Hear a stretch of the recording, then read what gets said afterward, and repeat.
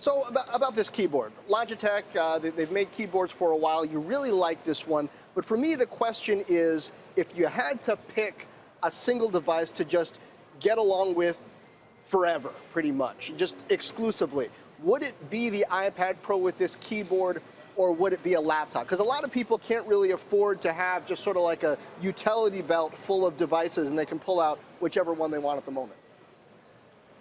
Yeah, well, I mean, I think it depends. It's a tough call, and it really comes down to the software. There's, as you know, there are about 1 million apps in the Apple App Store that are tailored for the iPad, and a lot of them, more and more of them actually, because of the way they've decided to push things, are productivity apps. I think you could get along just fine with this combination, but it depends on who you are. If you're doing serious video editing, you can do that on an iPad, but it's easier on a laptop. There's more storage on a laptop. There's more opportunity to attach external storage, so you probably are going to go with a laptop.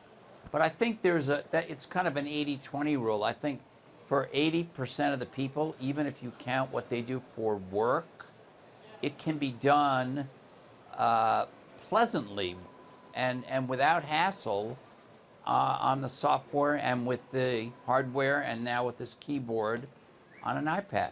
I'll tell you what got me, Walt. It was those edge cases, like trying to move audio files around, something as basic as that. The file management system in iOS just couldn't handle a lot of the things that I wanted to do. And it's not something that I was doing every day, but you know, maybe once every 2 weeks, once a month, and to be stuck with technology that didn't work, it just made me put that iPad away and rely on laptops more often. Do you think Apple's going to address that stuff, or are they satisfied with the state of iOS as it is, not entirely competing with the Mac?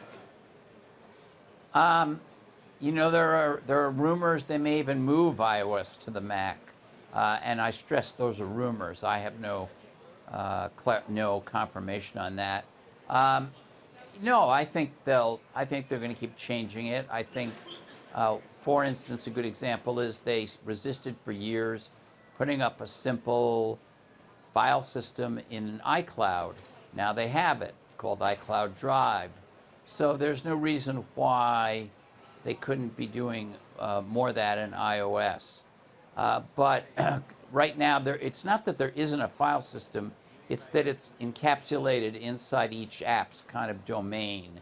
So, you know, Pages or Microsoft Word has its own file system, but it's not cross-app, and Android is. And I think that's what you're talking about. But, you know, I'm not sure what you mean by moving audio files. What kind of moving audio files? Well, you know, if I've recorded, say, a podcast file onto an SD, a micro SD card, and I want to plug it into a phone or an iPad and put the file in any app I want, that's still not easy on iOS.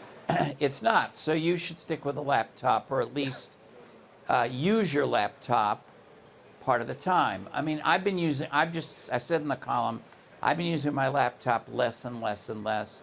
I've been doing work things on the iPad. This keyboard allowed me to write that 1,200 word or so column that we're talking about, really in about the same time as it would have taken me on a MacBook Air. And we look forward to seeing what you're going to write about those Apple announcements that we expect in just a couple of weeks. Walt, thanks for joining us as always. Hey CNBC fans, thanks for checking out our YouTube channel. Here you're going to find videos packed with all of the information that you need to be smarter about your finances. You can subscribe by clicking right here, and click on all the videos around me or the I right here to watch the latest from CNBC. Thanks for watching.